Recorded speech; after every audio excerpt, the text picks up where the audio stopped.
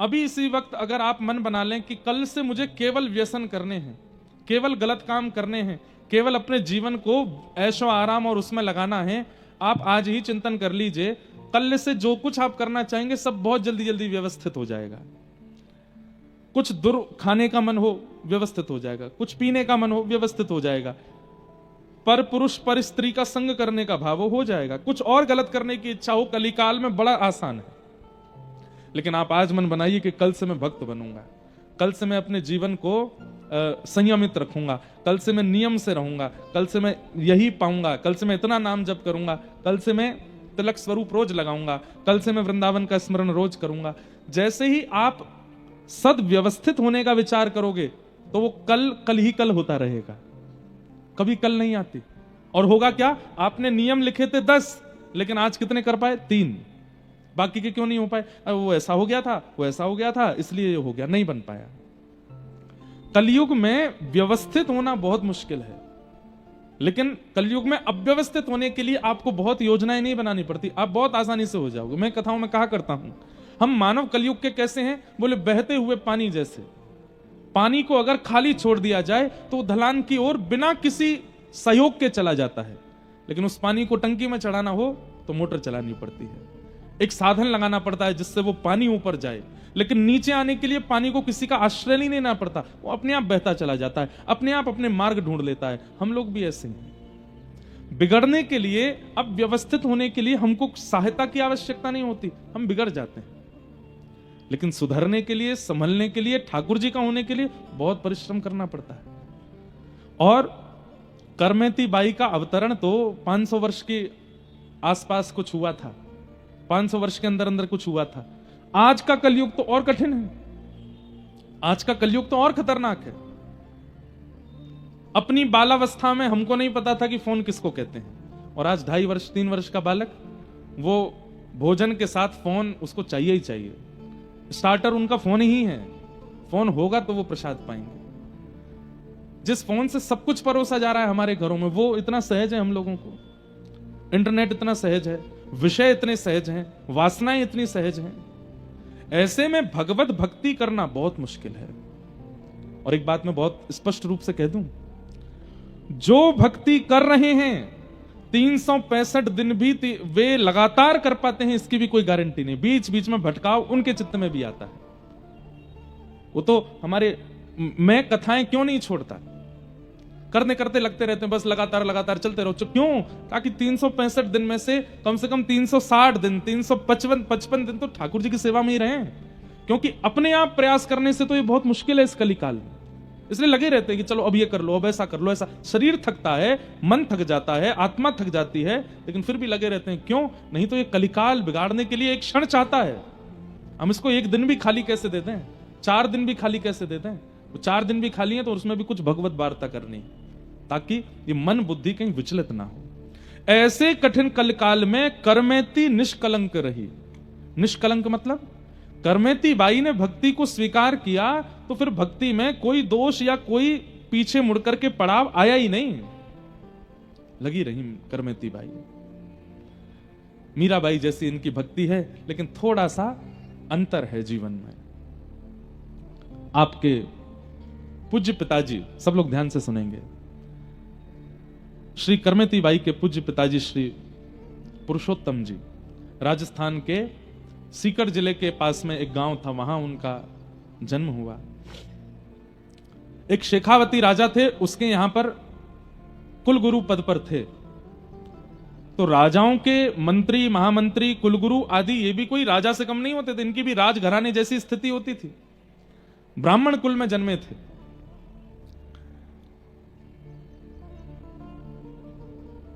35 वर्ष निकल गए, ब्याह को भी बहुत समय हो गया, लेकिन कोई संतान नहीं हुई। और संतान ना होने के कारण परिवार के लोगों ने बहुत कुछ कहना शुरू कर दिया, कोई कुछ कहता, कोई कुछ कहता। तो इन सब से परेशान होकर के बोलने लगे, मैं क्या करूं, मैंने सब जगह प्रणाम करके देख लिया, सब प्रकार के क्रम करके देख लिए, लेकिन अब संतान नहीं है, तो इसमें मेरा क्या दोष है। तब किसी ने कहा, तुम्हारी कुल देवी तुमसे नाराज है, इसलिए तुम्हारे घर संतान नहीं हो रही।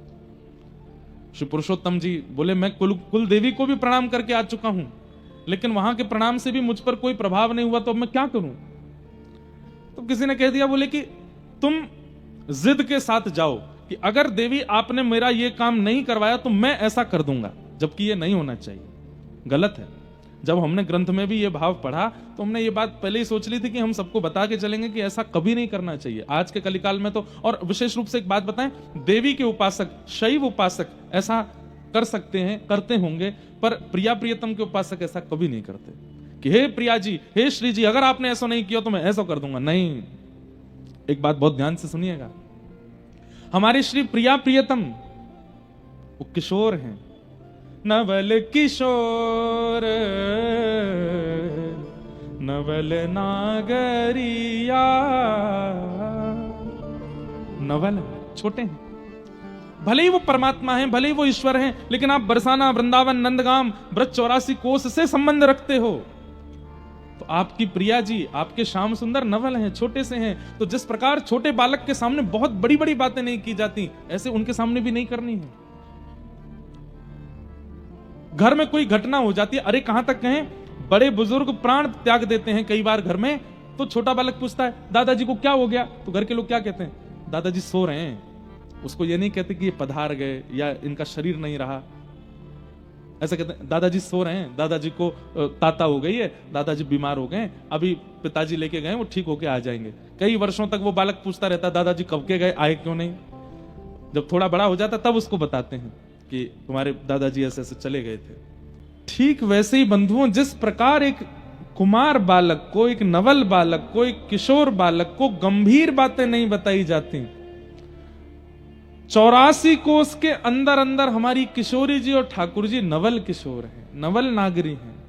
हम उनसे जाके इतनी बड़ी बड़ी बातें कैसे कर देते हैं, हे श्यामाजू, हे किशोरी जी, हमारे जीवन में ये संकट आ गया है, हमारी फैक्ट्री बंद हो गई है, या हमारे बेटे हमारी बात नहीं सुनते हैं, हमारी बहू ऐसा करती है, हमारे पति ऐसे हो गए हैं, हमारे जीवन में ये संकट आ गया है, हमको बहुत बड़ी पीड़ा हो गई है।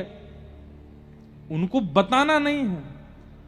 किशोरी जी घबरा जाती होंगी, क्योंकि वो तो नित्य केली कर रही हैं वृंदावन में, नित्य विहार कर रही हैं वृंदावन में, वृंदावन में सुख लेती हैं सखियों के साथ, अपने प्रियतम के साथ।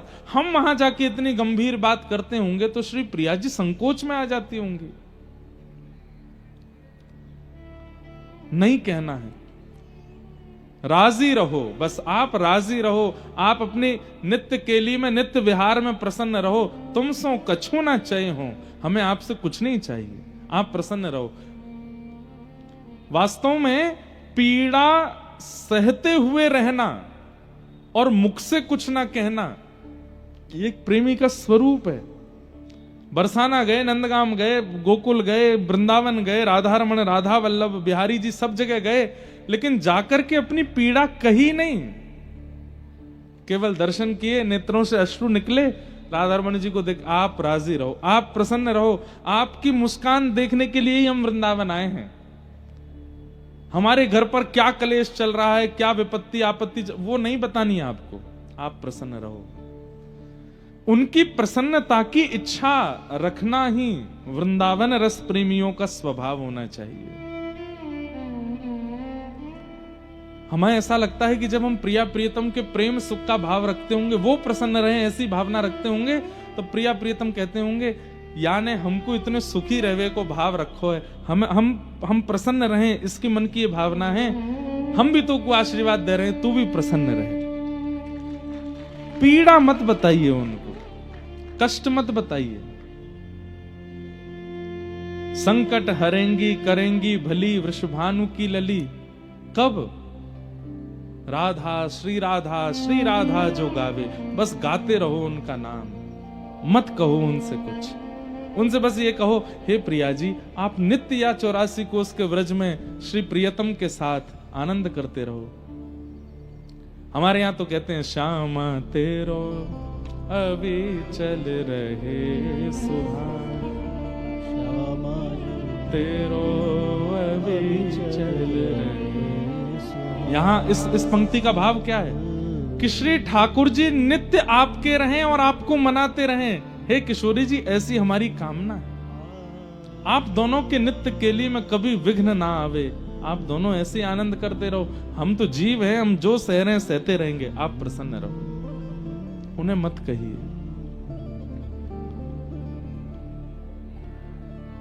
लेकिन देवी देवता, कुल देवी कुल देवता आदि आदि, इन सब से प्रार्थना की जा सकती है, अपने हृदय के बिहारी लाल से नहीं। उनको तो बस प्रसन्न रखने का भाव रखो, उनसे कुछ मत मांगिए। हमारे वृंदावन में कोकिल साईं, वहां पर भी मैं 1 या 2 दिन का सत्र करता हूं, तो श्री कोकिल साईं जी अपने प्रिया प्रियतम का दर्शन ही नहीं कराते थे दुनिया के किसी भी व्यक्ति को। कोई उनके आश्रम में आ जाता तो बाहर व्यक्ति खड़ा कर रखा था, कोई भी आए तो मुझे बताना।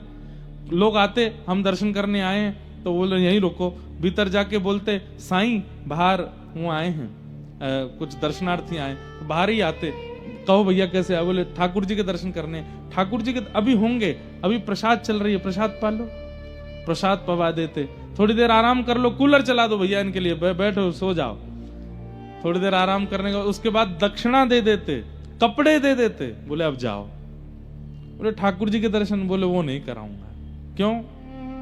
वो नित्य विहार कर रहे हैं। कहीं तेने भीतर जाए करके संसार की कोई वस्तु मांग ली तो प्रिया प्रियतम छोटे से बेचारे या संसार के भाव को देने में अपनी लीला को त्याग करेंगे, इसलिए ठाकुर जी का दर्शन नहीं कराऊंगा, बाहर से ही लौट जाओ। अपने ठाकुर जी का दर्शन नहीं, केवल संतों को दर्शन कराते थे, किसी भी संसारी व्यक्ति को अपने ठाकुर जी का दर्शन नहीं कराते थे। आज भी कई महापुरुष वृंदावन में ऐसे हैं, अपने ठाकुर का दर्शन नहीं कराते। क्यों? अरे भाई, जीव का क्या, उसके मन में पता नहीं क्या चल रहा, वो क्या मांग जाए इनसे। और ये अपनी नित्य लीला में है, कहीं अपनी लीला का त्याग करके उसको देने ना आ जाएं, इसलिए नहीं मांगना। पॉजिटिव होते हैं कई सारे भक्त अपने ठाकुर के लिए, कई माता पिता अपने बच्चों के लिए। अभी वो सो रहा है उसको मत छेड़ो, वो सो रहा है उससे कुछ मत कहो, वो खेल रहा है उसको मत परेशान करो। ऐसे ही ठाकुर जी भी नित्य लीला में हैं, उनको मत छेड़ो, वो नित्य विहार कर रहे हैं व्रज में।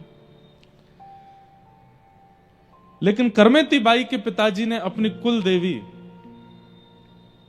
किसी ने कह दिया, बोले कि तुम कह दो कि अगर मुझे संतान नहीं मिली तो मैं ऐसा कर दूंगा, ये बात कह करके जाओ देवी के पास। गए, कुल देवी का दर्शन करने के लिए गए और यह कह करके गए, अगर मुझे कुल देवी ने संतान रत्न नहीं दिया तो मैं अपने शीश की बलि चढ़ा करके आऊंगा चरणों में।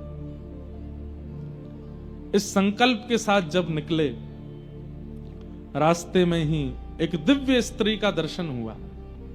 दिव्य स्त्री, उसको देख करके पुरुषोत्तम जी बड़े आश्चर्यचकित हुए। बोले मैं बहुत लोग देखे पर आप कुछ अलग जैसी लग रही हैं, आप कौन हैं? बोले हम तुम्हारी कुल देवी हैं।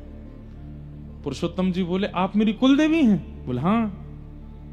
बोले कुल देवी का दरबार तो अभी बहुत दूर है, आप बीच मार्ग में ही मुझे दिख रही हैं, मैं नहीं मानूंगा आप कुल देवी हैं। यदि आप कुल देवी हैं तो मुझे कुल देवी के रूप में दर्शन दो।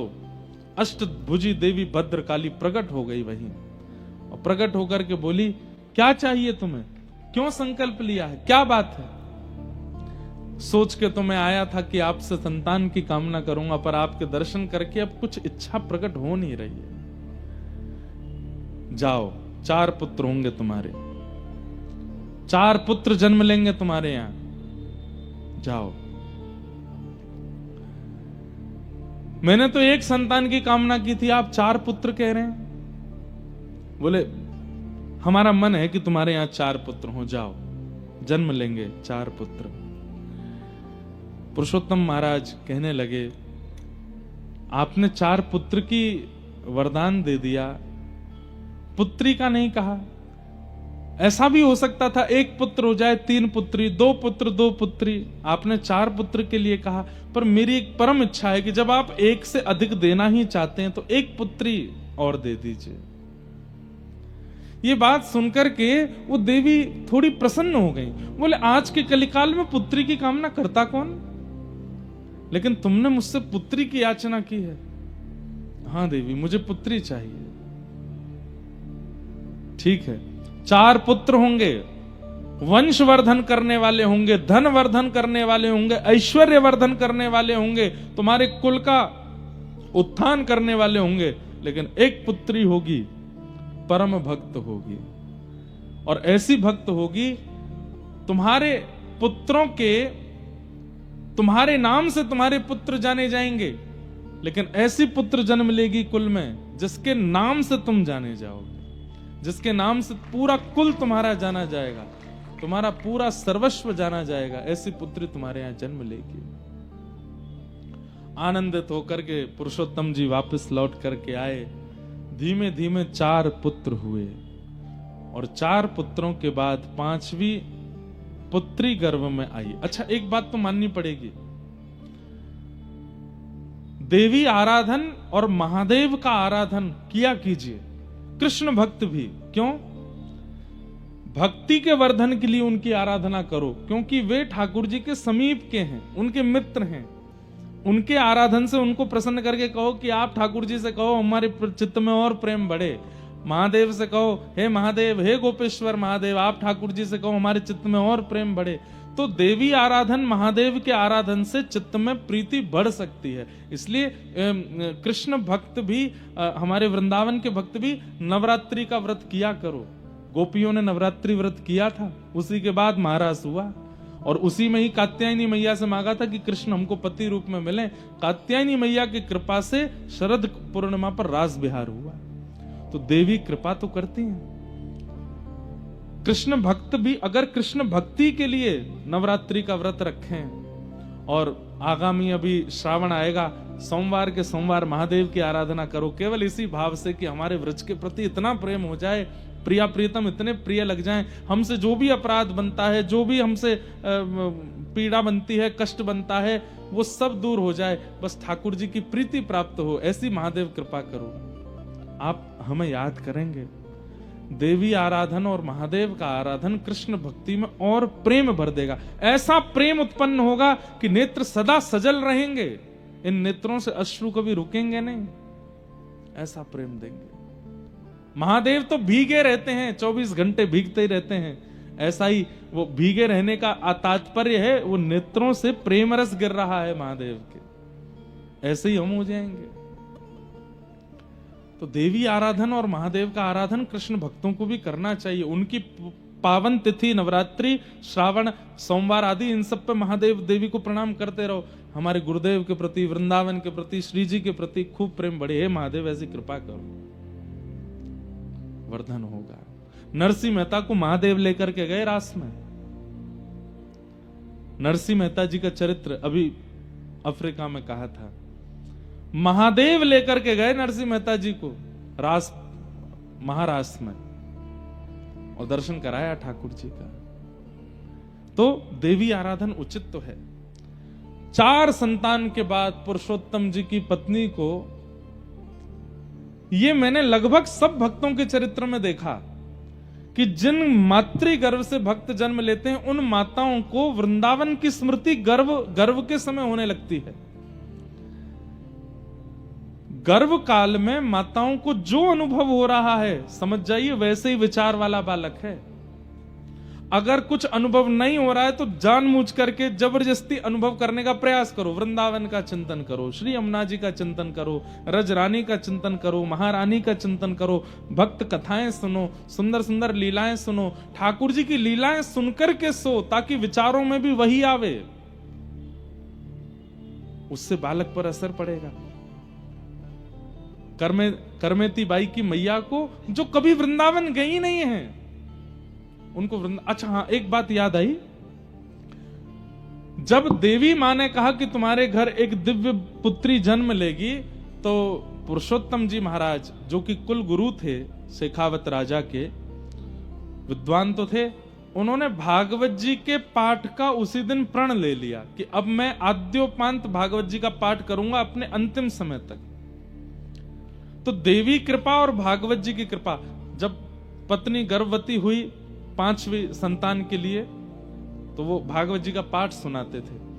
कहते हैं वो संस्कृत में रास पंचाध्यायी बोलते थे, लेकिन करमेती बाई की माता जी को संस्कृत समझ नहीं आती थी, लेकिन जैसे ही कहते थे गोपी गीत का पाठ करने लगते थे। जयति तेदिकम जन्मना व्रजः श्रयत इंदिरा शश्वदत्रहि। तो करमेती बाई के मैया के नेत्रों से आंसू गिरने लगते थे। तो पुरुषोत्तम जी कहते, देवी तुम समझती हो मैं क्या बोलता हूं? बोले मुझे समझ नहीं आता, पर जैसे ही आपने ये प्रसंग प्रारंभ किया है, अभी जो चल रहा है, पता नहीं ये कानों में जाकर के हृदय में बड़ी वेदना प्रकट करता है। एक बड़ी मीठी सी वेदना, मानो किसी की याद आ रही हो। किसकी आ रही है मुझे नहीं पता, पर किसी की याद आ रही है। कोई तो है जो मुझे बहुत स्मृति में आ रहा है। वो उनको नहीं, उनके गर्भ की लाली करमेती को याद आती थी, ठाकुर जी की। सही योग, सही समय, सही नक्षत्र बना और भक्तिमती श्री करमेती बाई का जन्म हुआ। आनंद उत्सव मना, राजा ने भी खूब उत्सव मनाया। हमारे कुल गुरु की पुत्री हुई है। उत्सव मना करके सब आनंदित हुए, सब उल्लसित हुए। करमेती बाई का जन्म। धीरे धीरे करमेती बाई बड़ी होने लगी। भाई तो चारों व्यापार में लगे हैं, आदि आदि चीजों में लगे हैं, लेकिन छोटी सी करमेती बाई केवल अपने मंदिर के ठाकुर जी की ओर देखती है। घुटमुन चल करके भी केवल वहीं जाती है। पिताजी जब भागवत जी का पाठ करने बैठते हैं तो सामने आके बैठ जाती है और बस अपने पिता के मुखमंडल को देखती रहती है। ऐसे लक्षणों से पिताजी को याद तो था कि कुलदेवी ने कहा था कि परम भक्त होगी। घर में कभी संत जन आते, घर में कभी महत पुरुष आते, तो करमेती बाई इतनी आनंदित हो जाती, इतनी प्रसन्न हो जाती, जैसे आजकल के बालक मामा के घर में आने से या बुआ के घर में आने से उछलने लगते हैं। ऐसी करमेती बाई नाचती पूरे घर में, छोटी सी, बड़ी खुश होती संतों के आगमन पर। हमारे अष्ट सखा एक जगह कहते हैं कि ठाकुर जी से आप प्रेम करते हो, ये एक बात है। दुनिया प्रेम करती है ठाकुर जी से, लेकिन ठाकुर जी जिससे प्रेम करते हैं उसका लक्षण क्या है? ठाकुर जी अगर किसी को चाहते हैं तो उस व्यक्ति का लक्षण क्या है? तो हमारे अष्ट सखाओं में श्री कृष्ण दास या गोविंद दास जी का पद अभी गाएंगे तो याद आ जाएगा। वो क्या कहते हैं? बोले ठाकुर जी जिससे प्रेम करते हैं उसको संतों से प्रीति सहज होती है। कैसी सहज प्रीति? नाम नहीं जानते, पहले कभी देखा नहीं, केवल माथे पर तिलक दिख गया, गले में कंठी माला दिख गई है, धोती दिख गई है, अगर जटा धारण करते हैं तो संत की जटा दिख गई है। किसी ना किसी रूप में ये व्रज के संबंधी हैं, ठाकुर जी के संबंधी, ये पता चल गया। देखते ही मन प्रसन्न हो जाए, उनसे मिलने का मन करे, उनके पास जाके बैठने का मन करे, उनको देखते ही प्रसन्नता चित्त में प्रकट होने लग जाए। हरि जनों को देख करके आनंद चित्त में उमड़े तो समझो हरि आपसे प्रेम करते हैं, आपसे हरि का प्रेम है।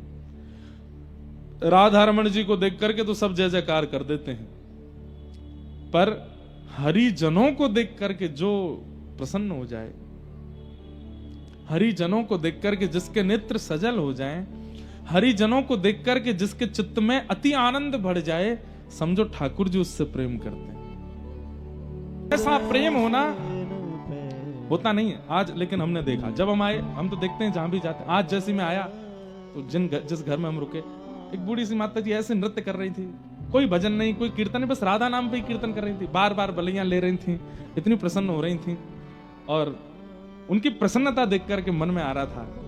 अभी आया, करमेती बाई ऐसे ही नाचती थी, नृत्य करती थी। पिताजी तो बड़ा सामान्य स्वागत करते थे, लेकिन करमेती बाई तो इतनी, और छोटी सी करमेती, उसके बालपन की इस भाव को देख करके माता पिता बड़े लाड़ प्यार करते हैं। ठीक है, छोटे बालक ऐसे ही करते हैं, लेकिन वो वास्तविक था। करमेती बड़ी होने लगी, खेल में मन नहीं, केवल पिताजी की कथा सुनती हैं पूरे दिन और बस रोती रहती हैं। पूछती हैं, पिताजी जिनकी आप कथा सुनाते हो ये कब मिलेंगे हमको? मिलेंगे बेटा, मिलेंगे एक दिन, ऐसा कह करके टाल देते।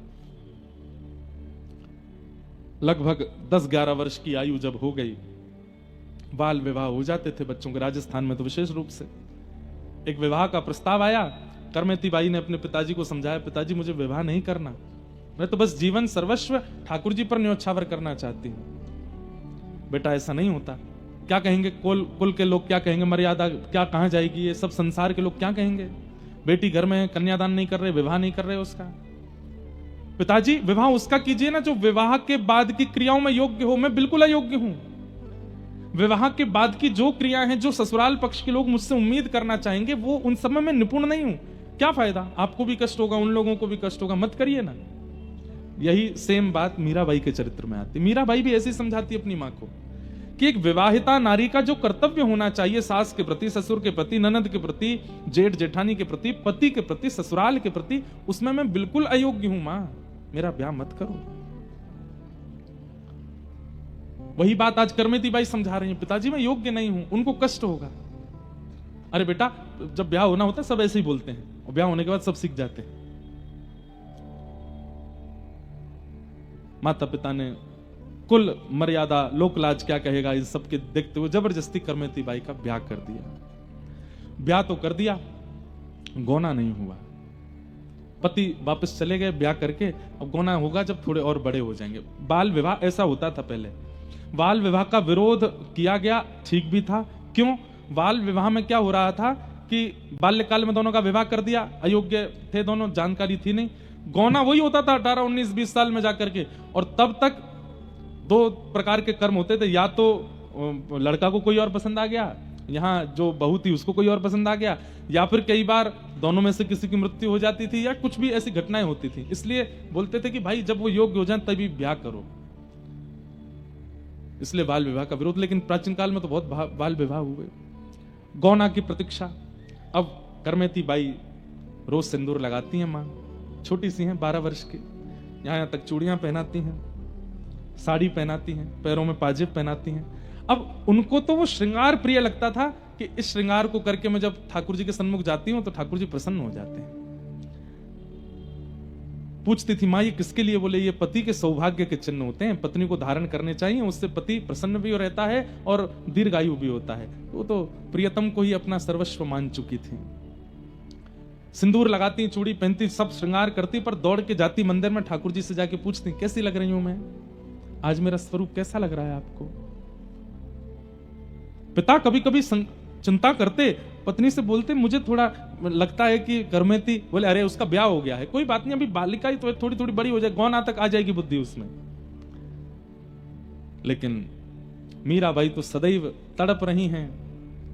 मिलवे को मोहे चाब खनेरो, मिलवे को मोहे चाब धनेरो, कब मिल पीत सवेरा, गोविंद कब मिल पीत सवेरा, गोविंद कब मिले पिया मोरा, गोविंद कब मिले पिया मोरा, गोविंद कब।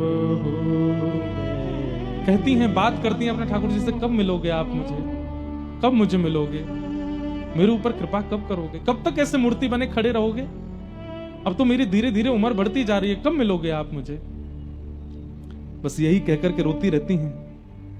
व्याकुल प्राण धरत नहीं धीरज, व्याकुल प्राण धरत नहीं धीरज, कब देखूं मुख तोरा, गोविंद कब देखूं मुख तोरा। मीराबाई का पद है, बहुत प्यारा पद है। मीराबाई के पद इतने अद्भुत हैं, अगर हमको कोई कह देना हम सालों साल मीरा चरित्र कहते हैं, इतना सुंदर है। मीराबाई की रचना, लेखनी बताती है कि उनका प्रेम कैसा है, अद्भुत है।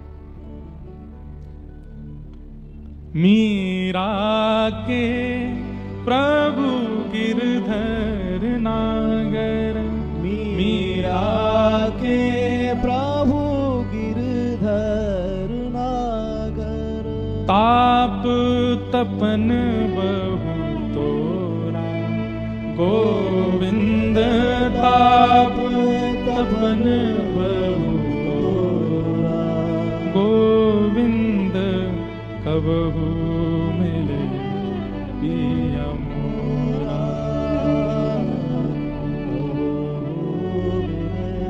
पिया बंधुओं, हमें प्रेम हो जाता है ठाकुर जी से,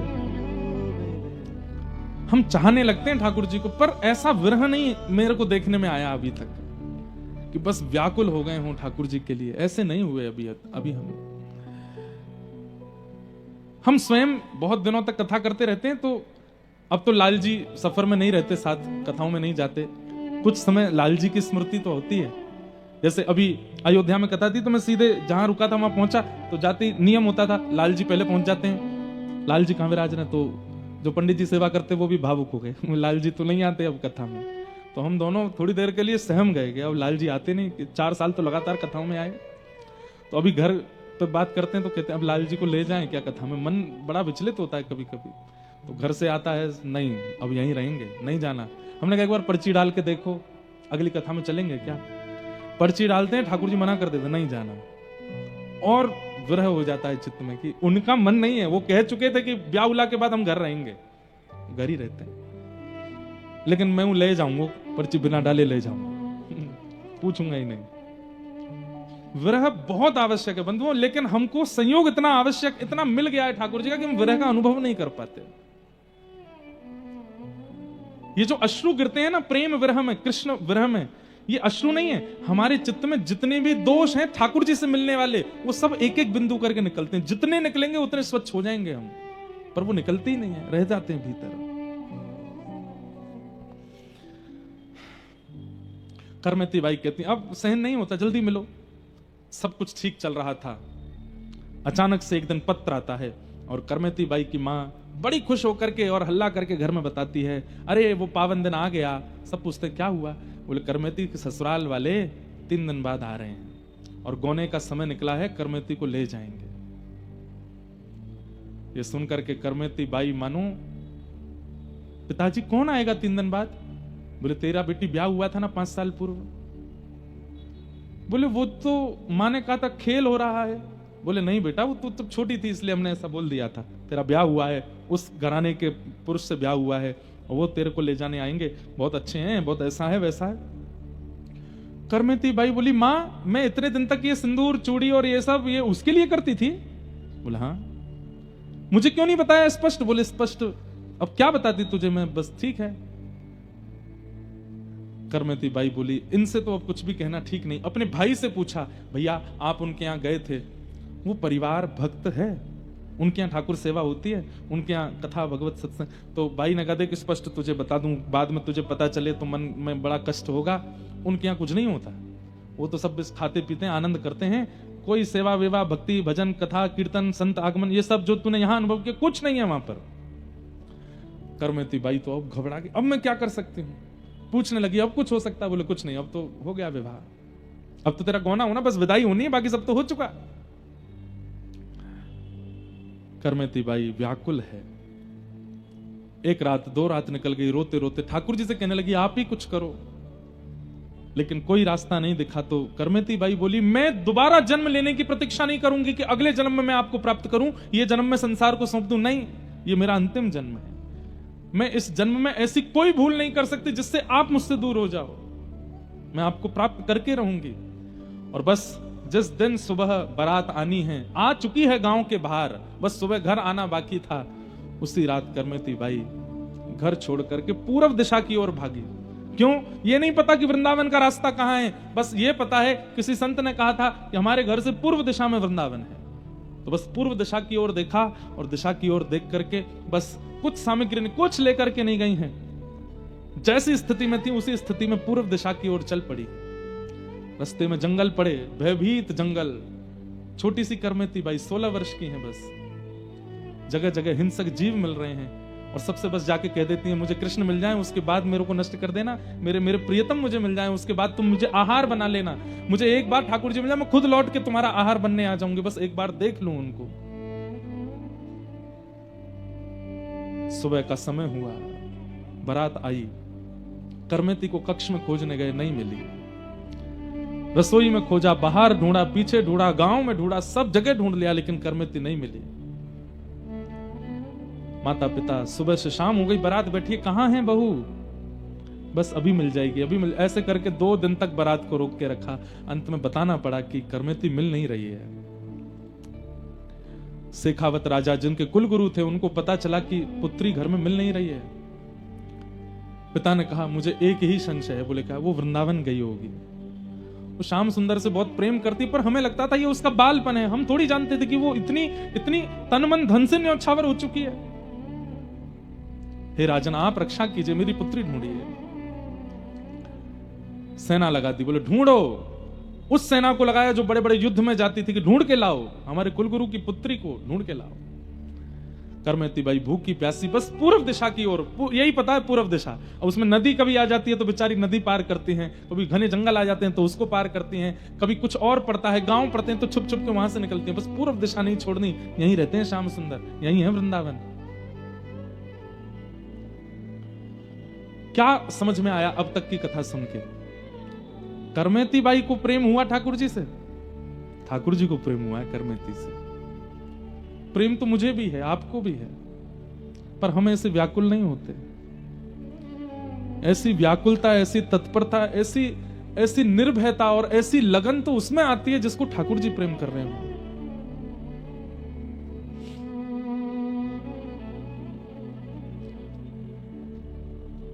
आवाज आ रही है, रात्रि का समय, घोड़ों पर सैनिक चिल्ला रहे हैं, करमेती को ढूंढो। उसका ऐसा रूप रंग है, मां ने बताया था, लाल वस्त्र पहन करके है, गले में सोने के आभूषण पहने हैं आदि। ऐसा हल्ला मचा रहे थे सब जगह। करमेती बाई ने जैसे देखा ये मुझे अब ले जाएंगे पकड़ करके। रेगिस्तान था, वहीं पर एक 3 दिन पुराना ऊंट मरा पड़ा था। गीदड़ और कुछ हिंसक जीव उसके भीतर पेट के सब सामग्री खा चुके थे। भयंकर दुर्गंध आ रही थी उसमें से। करमेती बाई ने सोचा मैं कहीं भी छुपूंगी, ये सब ढूंढ लेंगे मुझे और मुझे वृंदावन नहीं जाने देंगे। एक ही उपाय है, ये विशाल ऊंट का कंकाल पड़ा है, इसके अंदर छुप जाती हूं। जब समीप गई तो ग्रंथ में लिखा है कि करमेती बाई को 2 बार बमन की इच्छा हुई। इतनी दुर्गंध थी कि सह नहीं पा रही है। 3 दिन से भूखी हैं, अन्न भी नहीं खाया। और जब उसके पास गई तो इतनी दुर्गंध थी कि वहां खड़ी नहीं हो पा रही थी। लेकिन मन में विचार करती हैं, संसार अगर आज करमेती तूने इस दुर्गंध को नहीं सहा तो ये पकड़ के ले जाएंगे और जीवन के अंतिम श्वास तक संसार के विषय की दुर्गंध सूंघनी पड़ेगी। वो जीवन भर की विषय की दुर्गंध सूंघने से अच्छा है कुछ समय की इस ऊंट की दुर्गंध को सह ले करमेती, प्रियतम मिल जाएंगे। और करमेती बाई उस ऊंट के भीतर प्रवेश कर गई। बाहर से कंकाल और वैसा था, मक्खियां भिन बना रही थी, कोई पास भी नहीं आ सकता। और उसके भीतर करमेती बाई बैठी है, नेत्र बंद करके अपने प्रियतम का स्मरण कर रही है। बस कुछ देर और करमेती, कुछ देर और, फिर से सब चले जाएंगे, फिर हम चलेंगे ना वृंदावन। मानो जैसे अपने आप से ही बात कर रही है। सैनिक जन आसपास आए, मरे हुए ऊंट को देख करके मक्खियां भिन बना रही हैं। दुर्गंध के कारण सैनिक ही घबरा गए, मुंह बंद, अरे जल्दी निकलो यहां से, निकलो भैया, यहां कैसे रुक सकते हैं। और 2 दिन तक करमेती बाई उस ऊंट के कंकाल में ही रही भीतर। ये मानव रह सकता है? नहीं रह सकता। ठाकुर जी जिसको बुला रहे हैं वो रह लेगा, वो कैसी भी व्यवस्था में रह लेगा। 2 दिन बाद करमेती बाई के प्रसंग में आता है, जब वो वृंदावन गई और वहां जाकर के जब लोगों ने उनकी पता किए तो एक संत ने उनसे पूछा, हमने सुना करमेती जी आप ऊंट के कंकाल में रही थी। बोले हाँ। आपको दुर्गंध नहीं आई थी? बोले आई तो थी। फिर कैसे रह ली? बोले भैया जब मातृ गर्भ में हम 9 महीना रह सकते हैं संसार के रसों को भोगने के लिए, तो कृष्ण प्राप्ति के लिए मैं 2 दिन यदि ऊंट के कंकाल में रह ली तो इसमें कौन सी बड़ी बात है। हम सब वह दुर्गंध सह करके आए हैं 9 महीने मां के गर्भ में, केवल किस लिए? ताकि संसार में जन्म लें और संसार में जन्म लेके संसार के रसों का सुख ले सकें। संसार के सुख के लिए 9 महीना उस मलमूत्र के भांड में रह सकते हैं। कृष्ण सुख के लिए 2 दिन में अगर ऊंट के अंदर रह ली तो इतनी आश्चर्य की बात क्या? कोई आश्चर्य। करमेती बाई के प्रसंग में यह आता है कि उनके उत्तर सबको आनंदित कर देते थे। ऊंट के कंकाल से बाहर निकली, संतों की टोली जा रही थी। करमेती बाई बोली ये निश्चित वृंदावन जा रहे होंगे, मैं इनके साथ हो लेती हूँ। दौड़ी दौड़ी करमेती बाई गई और संतों से बोली आप लोग कहाँ जा रहे हैं? बोले हम लोग अभी वृंदावन जा रहे हैं। बोले मुझे भी ले चलो। संत जन बोले तुम में से बहुत दुर्गंध आ रही है, कहां से आई हो? बोले ये दुर्गंध तो क्षणिक है, अभी चली जाएगी। संतों ने उनको छूने से मना किया, थोड़ा आगे पीछे होने लगे, लेकिन एक संत समझ गए। उन्होंने कहा सुनो चिंता नहीं करो, अभी आगे एक घाट आएगा, वहां गंगा जी बह रही हैं, वहां स्नान करेंगे, तुम स्नान कर लेना। और श्री करमेती बाई गंगा स्नान करी और उन संतों की टोली के साथ श्री करमेती जी वृंदावन पहुंची। आहा, वृंदावन सांचो धन भैया। जैसे ही वृंदावन की ओर पहुंची हैं, यही कई मानो ऐसा लगता है कि एक जैसा ही स्वरूप मीराबाई और करमेती जी का है। जैसे मीराबाई जब पहली बार वृंदावन गई तो वृंदावन समीप आ रहा है, ये जैसे ही खबर सुनती कि अब वृंदावन इतने किलोमीटर रह गया तो मीराबाई को मूर्छा आ जाती थी, वृंदावन आने वाला है।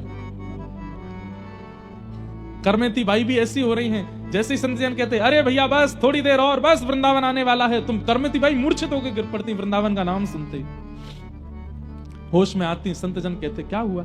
मेरे प्रियतम रहते हैं वहां पर। रूप स्वरूप श्रृंगार देख करके संतों को ऐसा लगता कि शायद ब्याह हुआ होगा, वहां पर अपने पति से मिलने के लिए जा रही है। लेकिन सोचते भी थे कि अकेली क्यों जा रही है, इसके साथ कोई है क्यों नहीं। बोले अब हमें क्या सोचना, चल रही है तो चलने दो। करमेती बाई वृंदावन पहुंची, और जब वृंदावन पहुंची यमुना जी में स्नान किया, अपने वस्त्र, अपने श्रृंगार, जो कुछ भी था सब त्याग दिया। बंधुओं, सुनने में थोड़ी अटपटी बात है, पर श्री करमेती बाई जी केवल पत्र पहन करके रहती थी, पत्ते, वट के बड़े बड़े पत्तों को धारण करके रखती थी, कोई वस्त्र नहीं पहनती थी। यमुना जी का जल पीती थी और व्रजरज खा करके अपना पेट भरती थी। अरे भोरी सखी जी का हमने चरित्र सुना, वहां पर भी इतने हृदय में कंपन हो जाता है कि वो सेवा कुंज में बंदरों को डालने वाले चने, वो चने जब बंदर खा जाते उसके बाद जो चने की गुठली बच जाती उसको खा करके भोरी सखी रही वृंदावन में। श्री हमारे हित संप्रदाय के एक आचार्य भोलानाथ जी, भोरी सखी, चनों के छिलके खा करके रहते थे। उनके लिए हमको मन में ऐसा आ रहा था कि राम राम कैसे रहे होंगे, लेकिन आज करमेती बाई जी के चरित्र को देख के लगता है रज खा करके रहती हैं, व्रज रज खाती हैं, यमुना जल पीती हैं और पड़ी रहती हैं बस।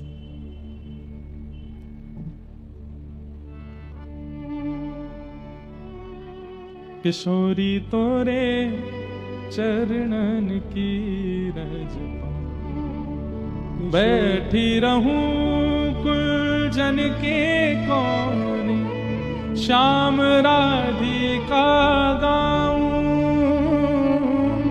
श्याम राधिका गाऊं, किशोरी तोरे चरणन की रज, किशोरी तोरे चरणन की। चारज को ब्रह्मादिक तरसत, चारज को ब्रह्मादिक तरसत, सोरज शीश चढ़ाऊं, सोरज शीश चढ़ाऊं, व्यास स्वामिनी की छवि निरखत, व्यास स्वामिनी की छवि निरखत, विमल विमल यश गाऊं, किशोरी तोरे चरणन की रज पाऊं, किशोरी तोरे चरणन की रज पाऊं। वृंदावन की रज में पड़ी रहती हैं, पत्र पहन करके रहती हैं और रज खाती हैं, जमुना जल पीती हैं और बस श्याम सुंदर, श्याम सुंदर, मदन मोहन, मदन मोहन कह करके बस पुकारती रहती हैं। मंदिर में जाती हैं, दर्शन करती हैं। गोविंद देव जी तभी प्रकट हुए थे कुछ साल पहले ही, गोविंद देव, राधारमण आदि ये सब बस इनको शतक मात्र हुए होंगे, तभी उसी काल में पहुंची हैं। जाकर के मंदिर में दर्शन करती हैं, सेवा आदि के लिए पूछती हैं और वहां कुछ सेवा करती हैं, मंदिर में मार्जन आदि कर देती हैं, कभी यमुना तट पर जाकर के करती हैं, कोई प्रसाद दे दे तो पा लेती, नहीं तो रज ही पाती हैं, रज ही उनका भोजन है। मीराबाई कहती हैं, श्याम मने चाकर राखो जी, चाकर रहसूं बाग लगासूं, नित उठ दर्शन पासूं, वृंदावन री कुंज गलिन में हरि की लीला गासूं, श्याम मने चाकर राखो जी। हे थारी चाकरी में चूक कोनी, राखू मारा सावरिया, राखू मारा सावरिया, चाकर राखो जी। हे थारी चाकरी में चूक कोनी, राखू मारा सावरिया, राखू मारा सावरिया, चाकर राखो जी। हे गिरधारी मने चाकर राखो जी, गिरधारी मने चाकर। एक बात समझिए, ठाकुर जी की चाकरी चाहिए तो उससे पहले जैसे कहीं बड़ी जगह जॉब चाहिए तो आपका रिज्यूम देखा जाता है कि हाँ भाई पहले और कहाँ नौकरी कर चुके हो, कितना आपका अनुभव कितना है। और अगर अनुभव अच्छा नहीं होता ना तो जॉब में अच्छी सैलरी नहीं मिलती। संतों की सेवा करके, ब्रज रसिकों की सेवा करके ब्रजवासी करमेती भाई वृंदावन आ गए और श्री वृंदावन में आकर के पत्र लपेट करके रहती हैं, व्रजरज खाती हैं, बिल्कुल शांति से। अभी कथा चल रही है, सब लोग शांति से विराजमान।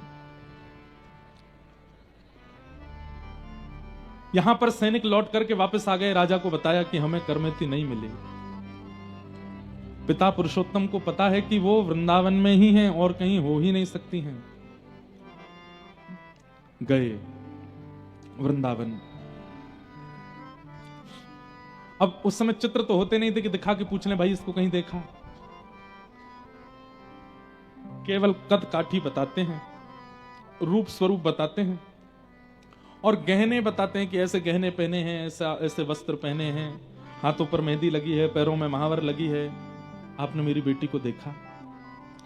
पूरे मथुरा ब्रजमंडल के क्षेत्र में पूछ रहे थे सब जगह, और जब सामने से उत्तर मिलता हमने तो नहीं देखा, बहुत रोते। एक जगह एक महापुरुष मिले, उनसे पूछने लगे आपने मेरी बेटी को देखा? ऐसी है वो, इतनी उसकी कद है, ऐसे लंबे बाल हैं, ऐसा उसका वर्ण है और नेत्र थोड़े से ऐसे हैं, मतलब वर्णन करते।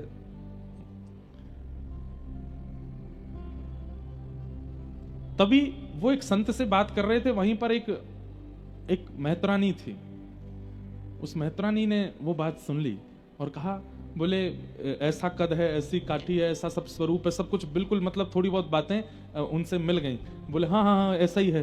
बोले मैंने एक लड़की को देखा और भैया उसको देख करके तो मेरे रूह कांप गई थी। बोले क्यों? बोले वो रज खाती है, रज खा करके रहती है, यमुना जल पीती है और श्याम सुंदर का भजन करती रहती है, कभी कभी मंदिर दर्शन करने चली जाती है, यमुना जी के तट पर पड़ी रहती है, पर उसके कोई आभूषण वस्त्र नहीं है, पत्ते पहन करके रहती है। अब पुरुषोत्तम पिताजी कह रहे हैं कि ये मेरी बेटी ही है, लेकिन जब वो स्थिति बताते हैं कि रज खाती है, जल पीती, यमुना जल पीती है और पत्र पहन करके रहती है, तो मन में ये सोच रहे हैं हे विधाता ये मेरी बेटी ना हो, मैं देख नहीं पाऊंगा उसको ऐसे। कद काठी से तो कह रहे हैं कि मेरी बेटी है, लेकिन जब स्थिति सुन रहे हैं तो कह रहे हैं कि मैं नहीं देख पाऊंगा, ये मेरी बेटी ना हो, कोई और हो, किसी की बेटी ना हो, कोई पिता अपनी पुत्री को ऐसे नहीं देख सकता, मुझे आप ले चलेंगी उसके पास? बोले चलो। एक वट वृक्ष था, उसके नीचे जाकर के वो मां खड़ी हुई और इशारा करके देखा, अधिकतर यहीं रहती है वो। यमुना जी की बालू है, चारों तरफ घने वन हैं और पिता ने ऊपर चढ़ करके बड़े कांप रहे हैं कि कहीं करमेती ना हो वो। और जब देखा व्रजरज मुख पर लगी है, लेकिन सुंदरता इतनी अद्भुत है कि कोई देख ले तो बस देखता रह जाए। ऐसे सुनहरे केश पर नेत्रों में प्रेम नीर बह रहे हैं, मुख से हरिनाम निकल रहा है, पत्र पहन करके बस व्रजरज में लेटी हैं और देख करके हो गया यही है करमेती। पुरुषोत्तम जी पहले तो टूट गए, देख नहीं पाए, और जैसे तैसे उठ करके देखे और देख करके बोले ये क्या हो गया मेरी पुत्री को, ये कैसा इसने स्वरूप बना लिया, इसके वस्त्र कहां गए, इसके सब गहने कहां चले गए, अरे बेचारी इतनी दूर से आई है, रास्ते में पता नहीं किसी ने इसको लूट ना लिया हो, कैसा व्यवहार किया होगा, मेरी पुत्री को मैं कैसे देख रहा हूं ऐसे। बहुत साहस करके, हिम्मत नहीं हो रही है, करमेती बाई के पास गए।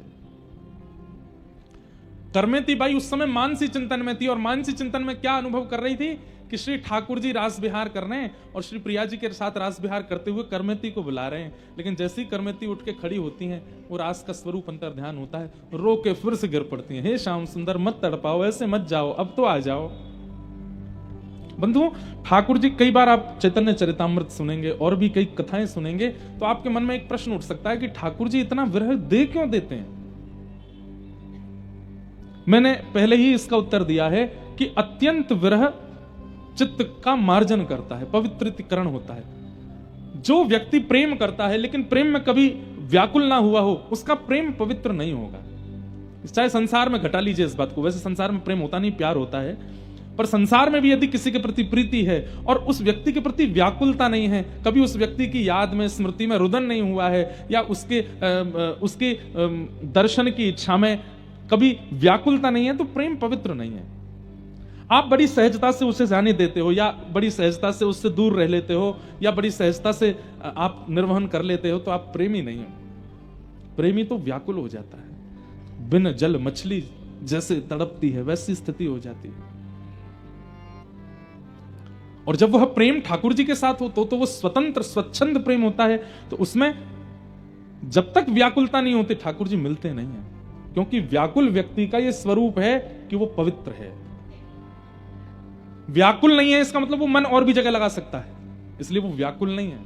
लेकिन व्याकुल चित्त तो एक ही जगह का रहता है, इसलिए ठाकुर जी और व्याकुलता देते हैं ताकि इसका चित्त में थोड़ा बहुत भी अगर संसार हो तो वो भी पवित्र हो जाए। इसका प्रमाण रास पंचाध्याय, जब गोपियों को ठाकुर जी नहीं मिले, गोपी गीत गाया, और गोपी गीत गाने के बाद में जब व्याकुल स्थिति में गोपियां रुर्दु स्वस्वरम राजन कृष्ण दर्शन लाल सा विकल होकर के रोने लगी, गोपियां अत्यंत व्याकुल हो गईं, तब ताशाम आविर्भूत सौरी स्मयमाय मुखाम्बुज पीतांबर धरश रघवी साक्षान मनमत ठाकुर जी प्रकट हो गए। इसका मतलब क्या है? व्याकुलता नेत्रों का नीर, मैंने पहले भी कहा, जितने बूंद गिर रही है नेत्रों से समझो उतने दोष निकल रहे हैं। कृष्ण विरह में यदि रो रहे हो तो, संसारी विषय में नहीं, कृष्ण विरह में, वृंदावन की याद में, अपने सदगुरु की याद में, ठाकुर जी की स्मृति में, श्री जी की स्मृति में रुदन चित्त का मार्जन कर रहा है, पवित्रीकरण कर रहा है। इसलिए ठाकुर जी कभी कभी अति विरह भी इसलिए दे देते हैं तो थोड़ा बहुत भी और जो विषय रह गया वो भी निकल जाए चित्त से। लेकिन उसी समय पिता आ गए, रोती बिलकती करमती बाई बस रो रही थी, श्याम सुंदर कहां चले गए? पिता ने बड़े धीमे से करमती जी का स्पर्श किया, स्पर्श करते ही वो भाव साम्राज्य टूट गया, नेत्र खुले, सामने पिता को देखा। अब देखो कैसी विपरीतता, ठाकुर जी की याद में रो रो के बेहाल हैं, लेकिन पिता को देख करके नहीं रोए करमती बाई। पिता टूट के गिर पड़े सामने, करमती मेरी लाली, मेरी पुत्री, मेरी बेटी, ये तेरी कैसी स्थिति हो गई? ये क्या कर रखा है तूने?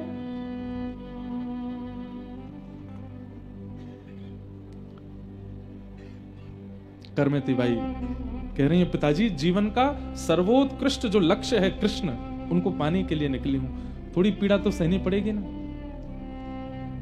तेरे वस्त्र कहां हैं? वो सब कहां हैं जो मां ने पहनाए थे? यहां आकर के भी आपको उन्हीं सब का चिंतन है? सब बहा दिया यमुना जी ने, क्योंकि जब तक वो रहते विषय की स्थिति चित्त से जाती नहीं, इसलिए निकाल दिया। क्यों चली आई तू सब छोड़ करके? यहां पर देख कैसे रह रही है, ये क्या खाती है तू, कहां पीती है, कहां कैसे रह रही है तू?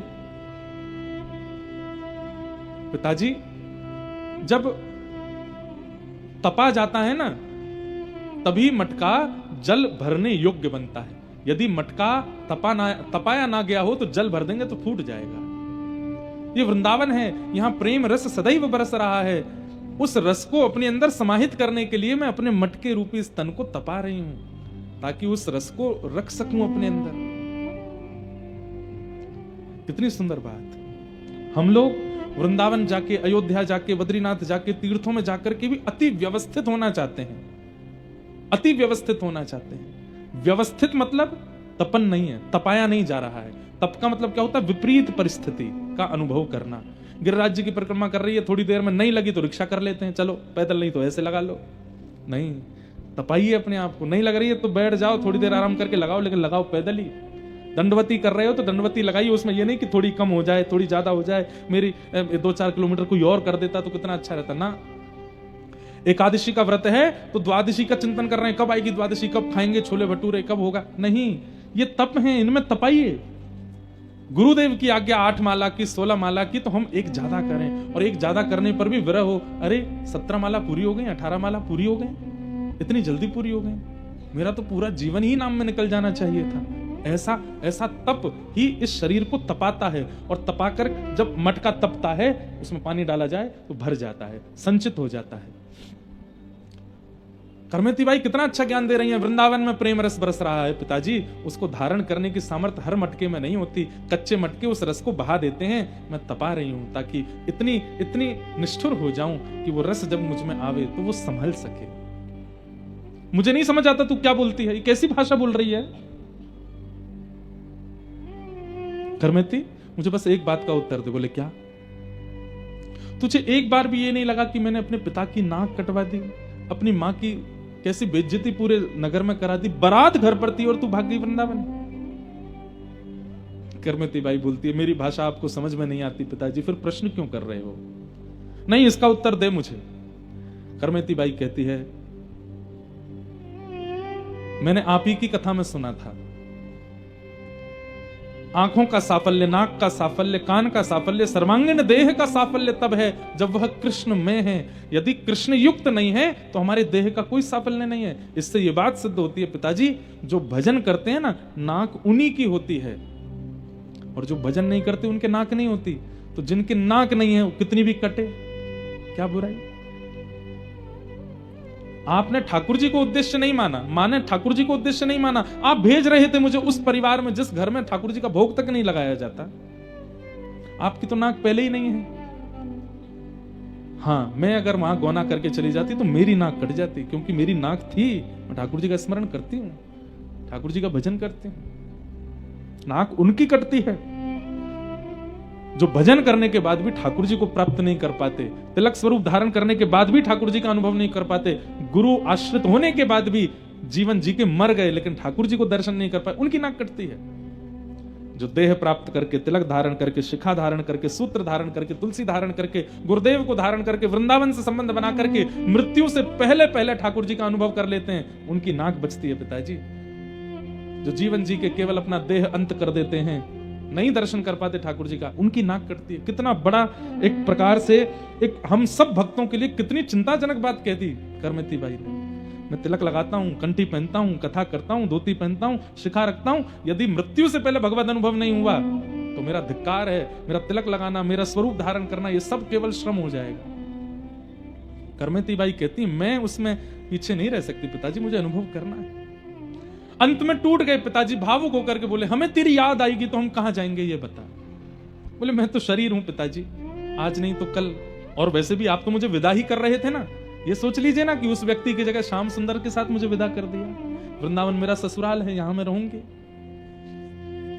और रही बात आपके और मां के हृदय की सांत्वना के लिए, रुको। करमेती बाई उठ करके खड़ी हो गई, मानो जैसे पिता को लग ही नहीं रहा उनकी बेटी, ऐसा लग रहा कोई परम सिद्ध, कोई परम योग्य, कोई ना जाने कोई महापुरुष बोल रहा हो। और करमेती बाई वहीं से कूद पड़ी यमुना जी में। पिता तो एक बार को घबरा गए, ये क्या हुआ? लेकिन थोड़ी देर में करमेती बाई निकली और अपनी कंठ से लगा करके एक बिहारी जी की सुंदर मूर्ति लेकर के श्री यमुना जी से प्रकट हुई और अपने पिता को प्रदान किया। चारों भैयाओं का ब्याह हो गया, मैं वृंदावन आ गई। आप और मैया इनकी सेवा करना और इनकी सेवा करके अपना जीवन सफल बना लेना पिताजी। और मेरी एक प्रार्थना, क्या? अब वृंदावन दर्शन करने आइएगा, मुझसे मिलने नहीं। मैं अपना राह चुन